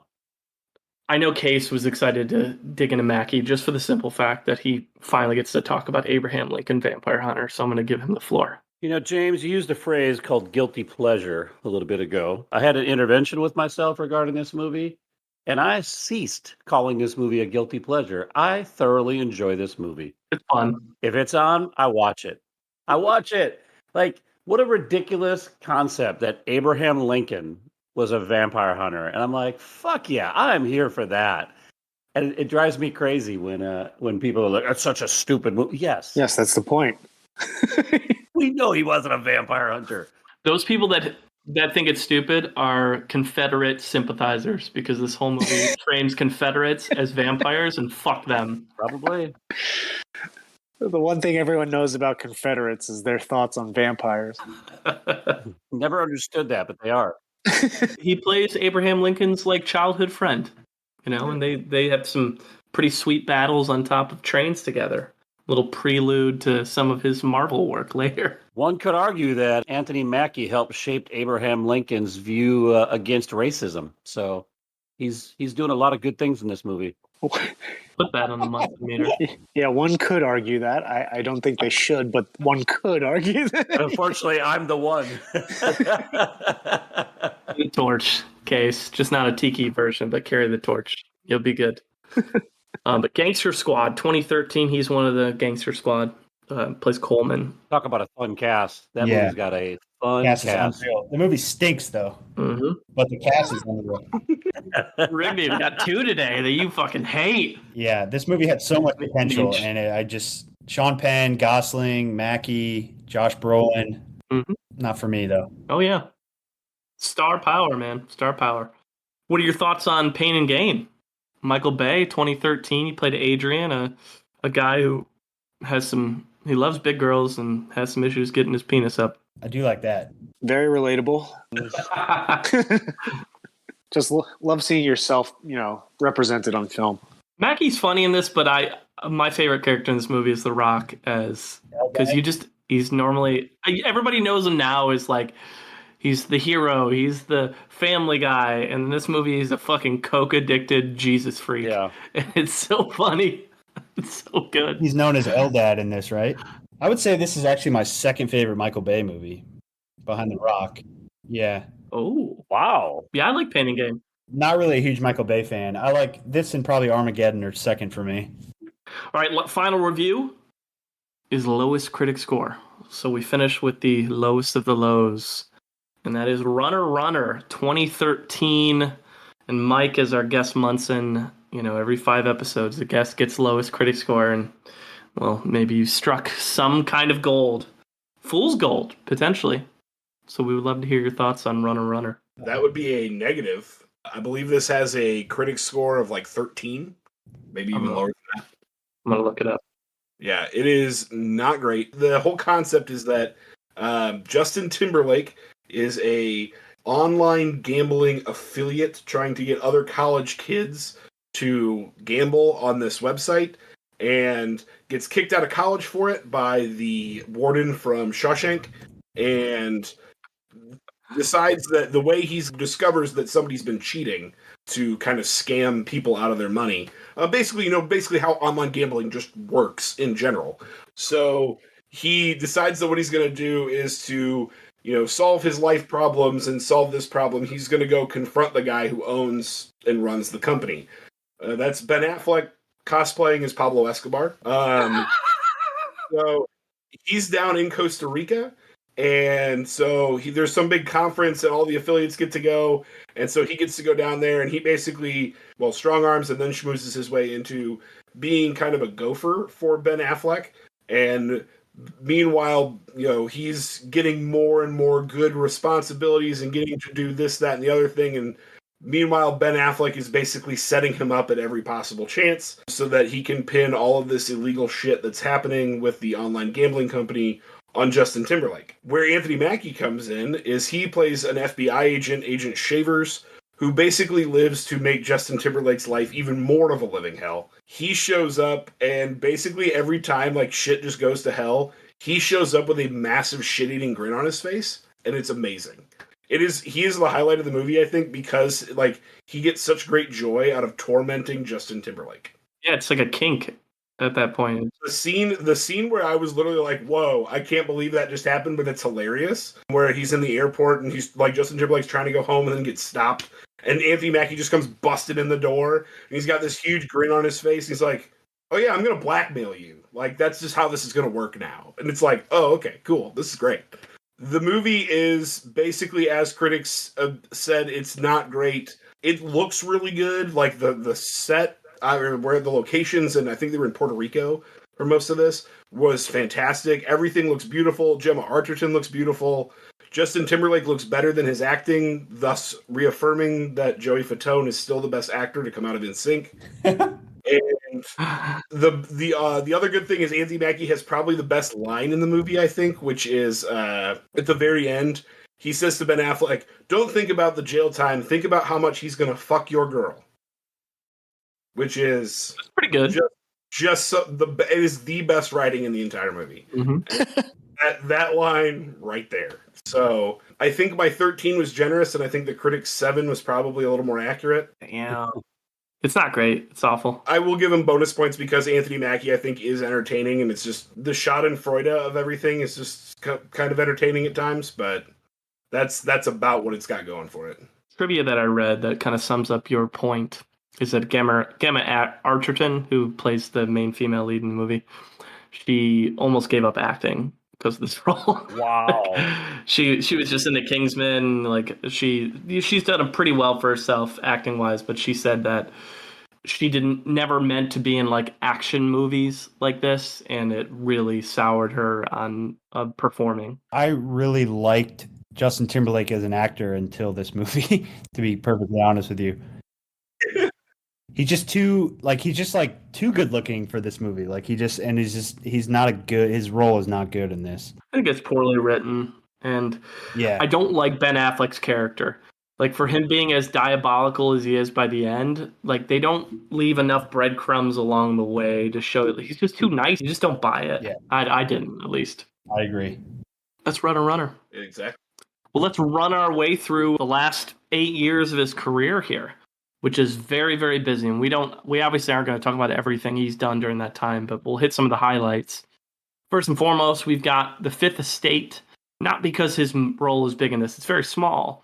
But it's a movie we've mentioned a bunch. So we talked about it on the Lisa Vikander episode, on the Tooch episode, Laura Linney. I'd never seen it. I watched it. The entertaining part is the first scene that Mackie shows up, he's on screen for the first time as well with Tucci and Laura Linney. So that was kind of a fun, like, I kept waiting for the three of them to show up, and all three of them showed up at the exact same time, and it was just the three of them in the scene. So it's like, oh, this is a fun little Munson's moment. But the big one, 2014... he steps into the Marvel world as Sam/Falcon in 2014's Captain America Winter Soldier. On your left. Ray, will you check this out? I got nothing on this one, guys. Sorry. You just mentioned it, but I do love how they introduce his character as the guy who's getting like his ass kicked by Captain America in like the warm-up runs. And it's just Captain America continuously saying on your left as he laps him over and over and over again. I mean, his introduction and just like the way that they set up Sam Wilson as a character in this movie was just fantastically done. And the cast, yep. I think and granted, he's grown into it, and I think there's a lot of that speaking to it, but at the same time, it's also, when you look at what the character is supposed to be, like, they nailed the casting. Like, he is perfect for this. I'd kind of forgotten his origin story, because you get 22 movies in, beyond, you start to forget supporting characters like his, how he started. So rewatching this, I think, was good for me to remember. Like, he was a paratrooper, military guy. He's just somebody who served his country and had some skills as a pilot, and they gave him some tools to be successful to help him out dealing with Bucky coming back and being an asshole. And obviously this leads to three more Avengers movies after that. Appearances in Ant-Man in 2015. Obviously he plays a big role in Endgame at the end with Cap handing the shield off to him, and then most recently with the Disney Plus show Falcon and the Winter Soldier, where he finally did become Captain America, not just Falcon. So that at least the first part of that arc is complete, knowing we're going to see Captain America 4 coming at some point in time. So the new version of Sam. I found it fascinating that, and it is like palpable the chemistry that he has with his male co-stars. And like, I think he's at his best when they are just kind of like riffing with one another, or like shooting the shit, or kind of joking with one another, especially Sebastian Stan. And it actually got to a point where people were using their relationship as like a jumping off point of potentially including like a gay character in the Marvel universe. And Anthony Mackie ended up getting in hot water. But when I watched his interview, because don't get me wrong, I would love to dunk on somebody who's being an asshole to the LGBTQ community. But when I watched his interview, that's not really what he was saying. It was definitely taken out of context. What he was saying is like, you can have a loving relationship between two men and portray it on film and it not have to be sexual. And he's like, and that is what this character is. Like, these two men clearly love each other.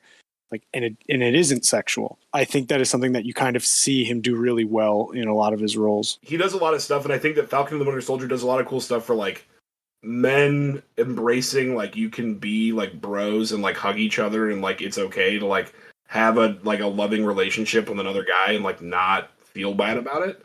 But also just the fact that like there's a lot of race stuff, which is inherently part of the story, but like he handles racial issues in a lot of his work, and like the way that he handles it and the way that he kind of portrays a lot of that stuff, I think is just, he walks such a fantastic line with a lot of it. He really does. And it's just like, I don't think there's not a lot of other actors that I think right now can do that the way that he can do that and still be entertaining and engaging and sympathetic and like not be like preachy or weird. It's like he just portrays it the way that he does, and it's perfect. So. And as a fan of the Marvel world, you know, you watch the hype for new movies and new projects. You see the PR tours that they go on, and they put all these actors out there, and that shit gets exhausting, I'm sure, for them by the end of day one, right? Outlet after outlet after outlet. Anthony Mackie routinely is like the most entertaining person on there because he is constantly finding new, interesting ways to either spice up the questions, antagonize his co-pilots on the journey, and he's such a fun interview. And the Marvel world has given him the opportunity to showcase his personality off, like for the rest of the world to see. So I've appreciated that. All right, so he, on a personal side, he gets married in 2014. They divorced in 2018. 4 years later, they had 4 kids together. So they started a big old family. That's Nick Cannon-esque. Don't disrespect Nick Cannon like that. Nick Cannon had 10 kids in that time frame. I was gonna say he's like not even halfway to Nick Cannon still. Yo, Nick Cannon is hilarious. I actually just realized I think She Hate Me is just Nick Cannon's life story. Nick Cannon's the reason you ain't got new clothes for school. We got another crossover with Chris Evans in 2014 and Playing It Cool. Also Aubrey Plaza. That's the main one for the Munson universe. And Avengers Age of Ultron 2015. And then one of James' favorites, The Night Before. Played Chris alongside Seth Rogen and JGL, baby, going back to episode 1. It's just a slept-on comedy. And my wife and I, when Christmas comes around, of course, we do what everyone does, and we watch as many Christmas movies as we can. And that's one of my favorite ones that I feel is underrated.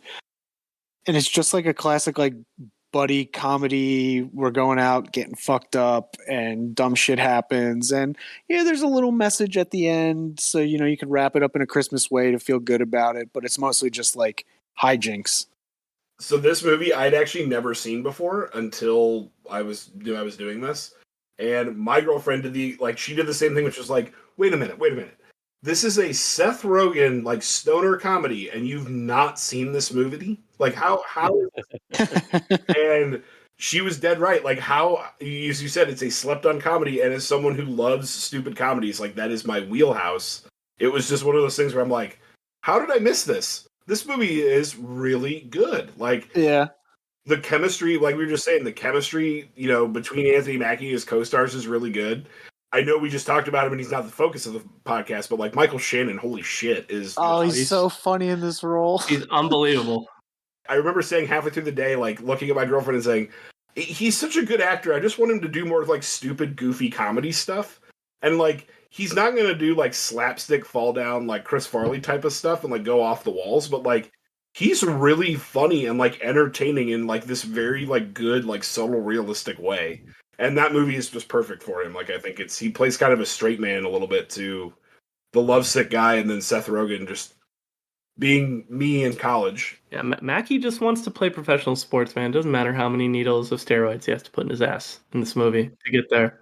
I love when they call him out. It's like, you're the only person like ever who's gotten better after 32. Like, when does that happen? Good point that his ass is a very prominent like part of his career as well. Like, we talked about the sex scenes earlier. Oh, that's the Captain America special. That's true. Well, it's like, who really is America's ass? I think it's about the glute strength. starting in 2016, you start to see a run of him doing a lot more action films, and it's probably coming off a lot of the Marvel stuff. So you've got 999, played Marcus in 2016. Another Captain America Civil War, so some more Falcon action. And then he was in All the Way, a movie we talked about in the Cranston episode, which is, I still think, one of the best TV movies I've ever seen. He plays MLK Jr. in this movie. No big deal. Yeah. It's better than his Tupac for sure. Oh, 100%. Yeah.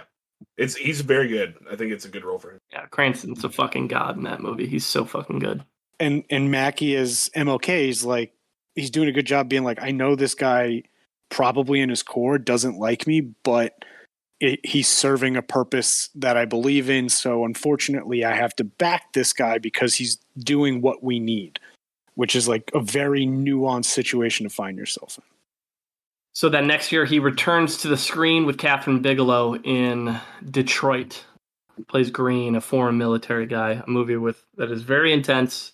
And Will Poulter, what a piece of shit he plays in that movie. Yeah, he's diabolical in this movie.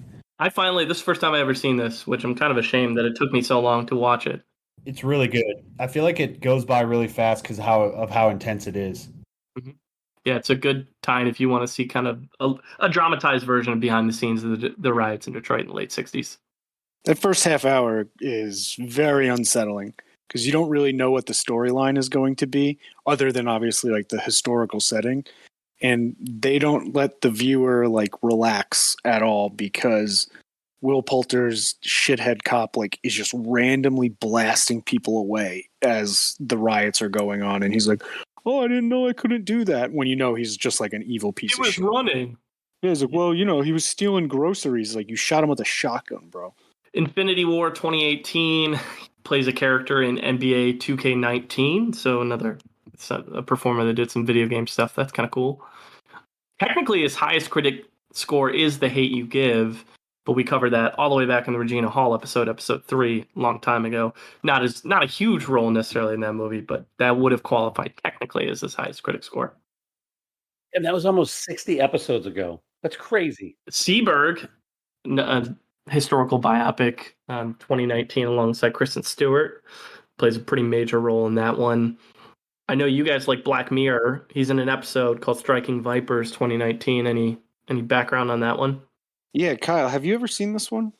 No, I haven't. Oh, well, it reminds me a lot of you. Oh, God. I think you'd enjoy it. No, I use that joke all the time because people, one, will take it sincerely and be like, oh, cool. And then they'll go check it out and realize I was clearly fucking with them because Anthony Mackie's character is just like a normal dude. He's married and he loves playing video games. In this dystopian future, you can like set it up so that your subconscious is your character's subconscious. So like you think you're Sub-Zero, you think you're Scorpion, and you're there. But what ends up happening is him and his friends do that, and instead of like fighting, they start fucking. And so it's like, I'll be Sonya Blade, and you could be Johnny Cage, and we'll just go in there, and they just start boning each other. And it's like, are we cheating on our wives that we play video games together and suck each other off, or like, I don't know, because you were a girl when it happened.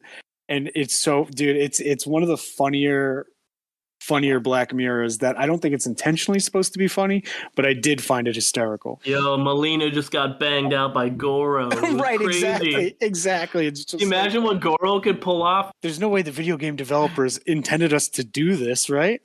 It's funny because it's like, it's actually similar to this next show that we're going to discuss, Altered Carbon.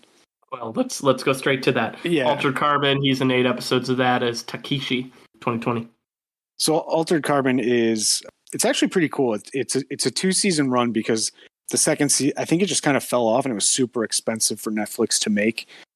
But it is based on a book, and it's this dystopian future. Your body dies, but you can actually live forever if you can afford it. And they essentially download your soul onto like a little disc. And as long as your family can afford it, they can put you into a new body. So the main character, it's Takashi, I believe.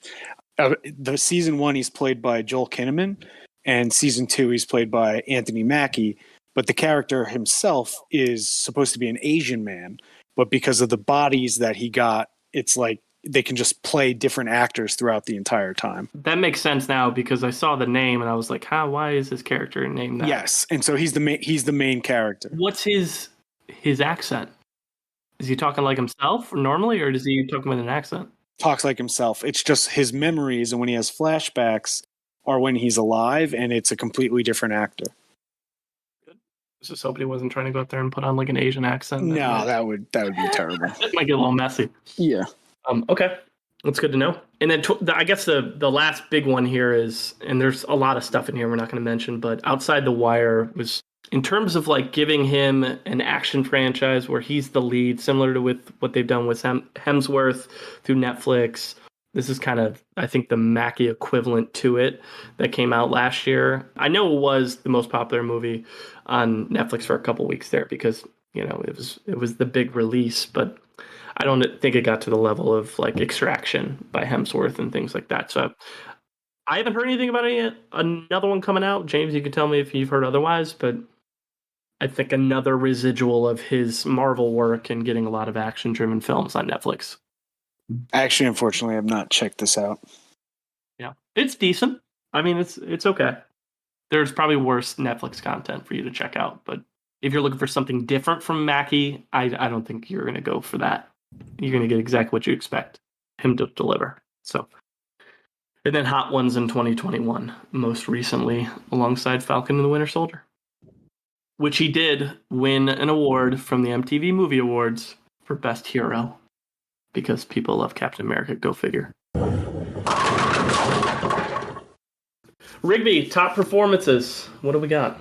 All right. I was able to track down a list from Cinema Blend from April 2021. So it's actually a year old, but it's pretty timely.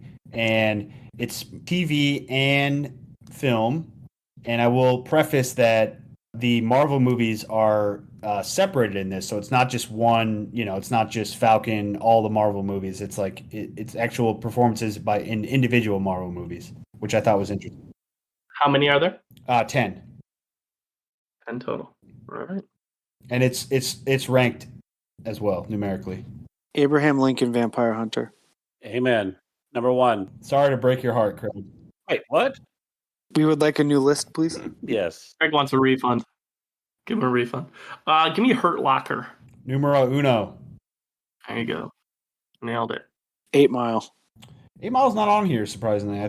What? Yeah, no. Now I want a refund. Adjustment Bureau. Nope. Wow. Fuck me. I'll also preface that I think we talked about all of these but one. Okay. Not talked about, but mentioned or discussed, I should say. Okay. Half Nelson. Number 10. Damn, that just snuck in there, huh? Captain America and the Winter Soldier. Number 2. Give me We Are Marshall. That's got to be on that list. It's not. What? I'm done. I'm 0 for 3. Night Catches Us. Nope. Kyle, you got Hurt Locker. I guess that's true, but that's easy. How many Marvel movies are on this list? 3. Oh, that's actually not that many. Okay. Endgame? No. He's only in it he's got like a cameo, but they give him the best line of the best scene. Did anybody say Abraham Lincoln? Pride and Prejudice and Zombies. Can we will it into existence here? Ring Me $1 Million Baby? $1 Million Baby's number 7. Nice job. Okay, back on the board. Love it. Fuck it. She Hate Me. Yeah. Nope. Pain and Gain. Oh, no. Damn. Night Before. Nope. Damn. Detroit? Nope. All right, All the Way's got to be on there. That's Yes, number 4. okay. All right. Notorious. Nope. Damn. Synchronic. Nope. Captain America Civil War. Did we get all the ones? No, nice job. That's number 8. Okay, there we go. So there's still one more Marvel movie on here. Infinity War. Yes, Yeah. nice job. That's Infinity War. All right, we're missing 3, and I'll give you it's TV series and film. Falcon and the Winter Soldier on there? Altered States. Altered Carbon is the word. Oh. Carbon. Yeah. Nope. Oh. Black Mirror. Yes, Black Mirror number. Hell yeah, bro. That episode about Kyle. We're missing 2. Number 3 and number 9. We're missing number 3, and we talked about it, too. Mm-hmm. That's a shame. That's a tough one. Is it Eagle Eye? Maybe it's Gangster Squad. Nope. Fuck, I don't know, man. Manchurian Candidate. Your favorite movie? It is The Hate You Give. Okay. Oh, damn. Okay. Yeah. I get this. Number 9, we didn't mention the inevitable defeat of Mr. and Pete. Okay. I always like when we get one on there that wasn't originally in our conversation. Goes to show we don't know everything. We know nothing. Fact. That's true. We're just trying to do our best here. Good job, Rigby. Thanks. Good list. So what was the top 3 again? Remind us. Hurt Locker, The Falcon and the Winter Soldier, and The Hate You Give. Was Desert Flower number 11? Well, made decent money. Why not? We'll never know. Well, let's get into the Munson Meter. So what we do, we rate every actor on a scale of 0 to 100 based on a variety of factors. Those factors can include longevity, project choice, pop culture impact, acting range, awards footprint, any other talents they might have, personal life, comedic chops, box office success or lack thereof, and anything else that matters to us as Munsons. So we will start with James. So with Anthony Mackie, I think what I would deduct from him the most is not necessarily name recognition. I do think he has the name recognition. I do think he has had obviously the pop culture impact with all the Marvel movies. I think it's kind of the leading man roles. He has had leading man roles, but he thrives more as a supporting character. And in interviews, he's mentioned himself that he enjoys playing supporting characters more because they are given freedom to have kind of more of a backstory that you have leeway with. And I think that comes through in his performances. When it comes to the positives, I think he has the range, right? You see him in dramas, you see him in action movies, you see him in comedies. I think he's at his best when he's playing like a charismatic kind of tough guy. But honestly, I think more so he's at his best in comedies. He has chemistry with his male counterparts, and I think he'd be great in buddy comedies, and I'd love to see him do more of those, to be quite honest. My favorite thing about him is kind of what Mike was referencing, is he gives great interviews. He comes across super genuine, and he talks like he's just, it's just you and him, and he's speaking from the heart. And that is not a common thing where people tailor their image so much. And because of that, and because he's not afraid to answer tough questions, sometimes he gives answers that people don't agree with, and he doesn't say them in a way that is kind of like, I am the all-knowing answer and this is the correct answer. He just mentions like, this is my point of view and I know I'm not right on everything, but this is how I believe. And I kind of respect someone who takes that approach, because most people will downplay harder questions or avoid them altogether. And he doesn't do that. He answers honestly and truthfully, and I respect that. And then after I heard that he is as cool in person as he appears to be in these interviews, had to bump him up an extra point there. And so I'm going to rate him a 69. Rigby. I really like Anthony Mackie. I love The Hurt Locker. Love 8 Mile, even though his role in 8 Mile is small, it's very impactful. Great opening start to his career. I think he's got range. He's funny, but he's also in some super dark and gritty emotional movies like Detroit, like Half Nelson. He can play the good guy, but he can also play the bad guy really, really well. And yeah, I think really the only thing that he's missing, like James said, is the leading man prowess that comes with, the higher Munson scores. Just kind of being the guy that they write scripts with this guy in mind. I don't think he's there quite yet, but that's not saying he won't get there someday. So I think he's put together a really good career. I like him, big fan of his, and I'm going to give him a 76. Mike, our guest Munson, you are up. Yeah, I think both guys have said a lot of good stuff so far. I think, there's a lot of different factors going into it. It's, he's been around for 20 years, but I also don't think he's anywhere near, the twilight of his career. Like, it's my girlfriend and I always talk about primes and like who's in their prime and when is a prime. And it's like, I think he's literally in the middle of his right now. So that's the thing, is I think he's got a very high ceiling still, which, that's kind of an interesting place to be when you're 43 and you've been around 20 plus years and you're still, got a whole lot of life left to go. So I give him a lot of bonus points for that. I think, he will eventually win an Oscar. I honestly believe that. I think, because, we talked about the range, the fact that he can do comedy, whether that's going to be as a comedic supporting role or a really good villain or even as a leading man. I do think he's going to end up winning an Oscar at some point. I do think that's a knock that he isn't getting the leading man stuff right now, but I do think that's probably in the future. I think Captain America 4 is going to tell us a lot about that. The range, like I said, I wanted to see him do more goofy comedies, and you're not going to see him do the slapstick stuff or this, that, or the other thing, but like he is actually really good in comedies when he's doing those more comedic roles. And so I kind of bumped him around, and obviously I've met the guy in person, and like the humility and stuff, and that stuff just bleeds through. Also, I give him big bonus points because the reason I found out he closed his bar is because he moved back to New Orleans, because he's been doing like house rebuilds, and he's built like 28 houses. Oh, wow. Yeah, he's a big carpenter. Big carpenter. 2007. And I've actually done Katrina rebuilds too, and that shit sucks. Like, just Louisiana heat in August is the worst. Mm-hmm. So, like, I give him bonus points for that, so I'm giving him a 79. I respect the shit out of the theater work that he's done. I love seeing performers that do that, especially do it well and do it consistently throughout his career, which he has done. And the training pays off when you get to the on-screen work. It's very clear from a pop culture standpoint, he's had a pretty ridiculous run of popular films in the 2000s. Starting with 8 Mile up even to today, it's clear that a lot of these companies and distribution entities are willing to put his face, put his name on a lot of their new, especially original properties, which is pretty cool. And obviously he's going to be a huge role of Marvel going forward, and they don't screw around with their money in the Marvel world. At least they try not to. I'll give him credit for experimenting with some accents in movies like Shelter and Haven. I don't know if they're great accents, but I give him at least some credit for trying some different things. But I'm going to get into the bonus point category here. Fellow fisherman, bonus point. His dad was a roofer, bonus point. He thinks Chappelle's Show is the best show ever, bonus point.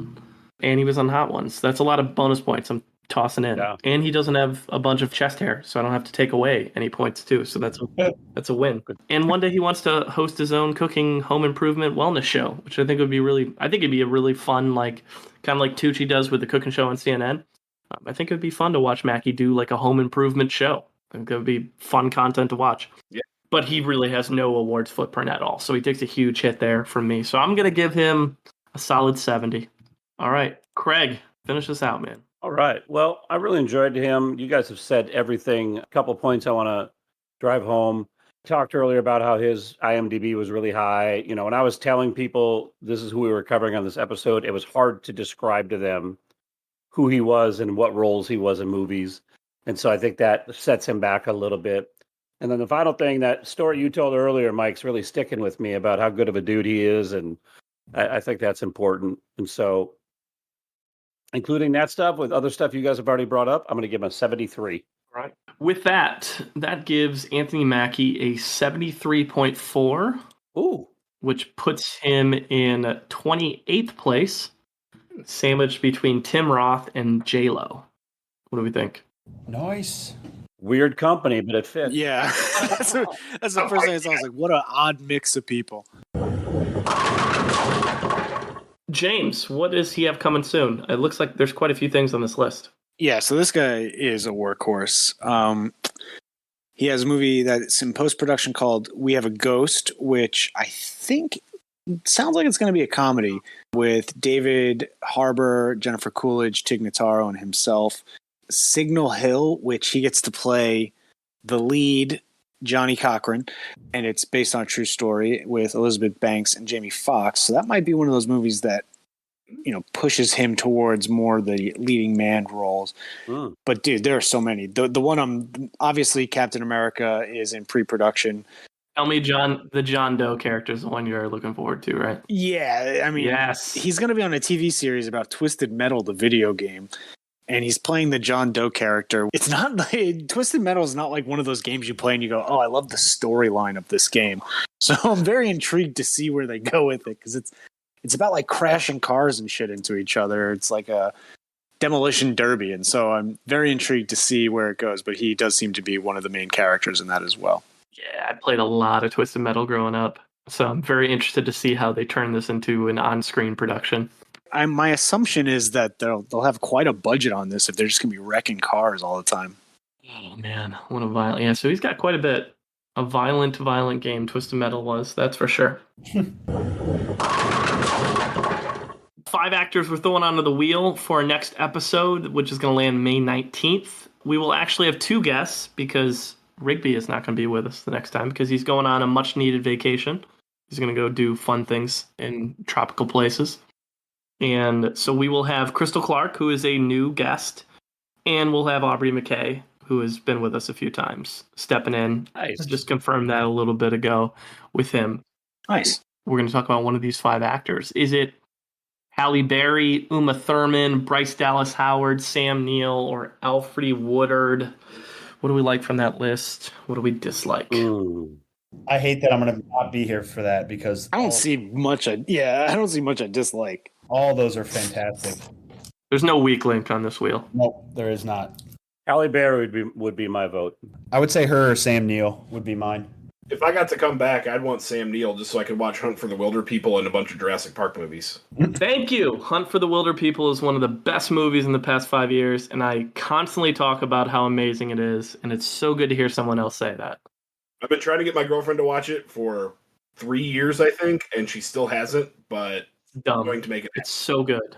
Must be a Marvel movie because I've never seen it. Now it's Taika Waititi. Uma Thurman would give us a lot of fun movies to watch too. Mm-hmm. I agree. Bryce Dallas would be interesting to talk about with the obvious family connections there. Yeah. And how much of a nepotism legacy is there? I don't know. Now, what has she been in that I liked? I mean, all the Jurassic Park stuff she's in. Yeah, no, she's been in all the shitty Jurassic Park movies, but I swear she's been in good movies. Black Mirror. She's got a Black Mirror episode that's real popular. Oh yeah, that was a good Black Mirror episode. Oh yeah, yes, that one was. Where the Uber scores are like for people. Yeah. That was good. We can talk about how she's constantly mixed up with people like Jessica Chastain. Well, that's just like, hey, you have red hair, so does she. She's good in 50-50 too. I remember that with JGL. I was gonna say, if the wheel picks Clint Howard, call me because I'll. Absolutely. That's what I want to do because there's gonna be some terrible movies there. I loved him in The Grinch. What an ugly fucking dude. That's so hateful, Kyle. And Alfre's been on this list before, and seen her in some of the other stuff we watched recently too. So I think she's done a lot of good work, just maybe not as much stuff that people have mainstream heard of. Oh man, Bryce Dallas Howard was in A Dog's Way Home. I hope we don't get her. Never mind. There's one person on the list I don't want to cover. That's her. Not feeling that? Well, The Dog's Way Home, the dog fucking definitely dies. I mean, there's no way there's a picture of a puppy holding a leash on the cover and this dog doesn't die in a horrific fashion. If we did Alfred, we could talk about 12 Years a Slave, Star Trek First Contact, and Passion Fish, which is a movie I talked about in the Angela Bassett episode, because she's one of the main leads in that. Well, we shall see. 2 out of 5 chance we're watching some Jurassic Park movies in the next 2 weeks. Oh, yeah. So we got that going for us here. All right, well, we don't decide.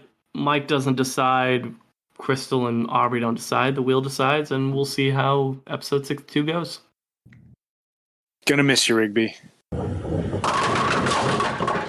Well, Mike, we've kind of reached the end of this thing, end of the road. It's been fantastic to have you, man. Thanks for joining us. Mackie's done quite a bit, so it takes some time to dig through it all and do it justice. This is your opportunity to talk a little bit about what you guys are doing in the Zooming the Movie side, or any wise words for our audience, whatever it is. It's your spotlight, my friend. Yeah, I just wanted to thank you guys for having me. It was tons of fun. This was a lot of fun. I watched movies I never think I would have ever watched before, like She Hate Me mostly, and now have a new favorite Christmas movie to watch the night before, so that'll be fun. So yeah, I was going to say Zooming the Movies is great. Right now, if you are interested in acting or producing or being a part of it or just watching, we're open to everybody. So come join the Facebook group. It's literally Kevin Pollak's Zooming the Movies. You can just type in Zooming the Movies and you'll find us. I think when this is released, we will be in the middle of Star Wars week. Cool. So they're doing a bunch of different Star Wars readings, including some Shakespearean adaptations of Star Wars. At the end of the month, we're doing something kind of cool, which Zooming the Movies is kind of fun with, is we do some like new screenplays, new plays, that kind of thing. We create a space where screenwriters and directors and stuff can kind of see their stuff cold read and workshopped a little bit. So I'm a part of reading for one of those at the end of the month. Called Love and Damage, and it's all about a football player who lucks his way into the NFL and after 4 plays gets a massive concussion and 25 years later is still dealing with the ramifications of that. So I'm really excited to be a part of that. It's a new screenplay. They're kind of trying to get it made into a movie. Someone who played college football and had concussions and stuff like that. It's something that's very near and dear to me. So I get to kind of meld sports and acting into one thing, which will be a lot of fun. So yeah, if you're in Chicago and you're looking for voiceover talent or a sports announcer or anything like that, you can find me at Mike at the Mic on Twitter. So that's MYKE at the Mic. And well, I'm glad we could kind of finally put this together. I've been following your Zooming the Movies journey on Facebook for a while, so I know I'd reached out a couple times, but like, hey man, I'd love to get you on the pod because I think you could bring a good experience. And yeah, it's been fun. This is great. This is I love the format you guys have, and I love the conversations and the jokes. It's literally like sitting around with a bunch of your buddies watching movies and talking shit. So that's the goal. And trying to be informative, somewhere along the way. All right. Last having you tonight, dude. Thanks for jumping on with us. Yeah, absolutely. Yeah, man. So as we wrap things up, you can catch us on Twitter, Munson's at Movies. You can catch us on Instagram, Munson's at the Movies. You can email us, munsonsatthemovies@gmail.com. Any final thoughts from Anthony Mackie? Your lyrics are shitty, like when I cop the squad. Who told you you can fuck with the mighty Papa Doc? For stepping on the stage, I should rock you not. Don't get too close, or you might get shot. Munson's out. All right, let's go. Thank you for the education, gentlemen. We've just received a PhD in stupidity. Doctor, shall we? On your left. On my left. Got it.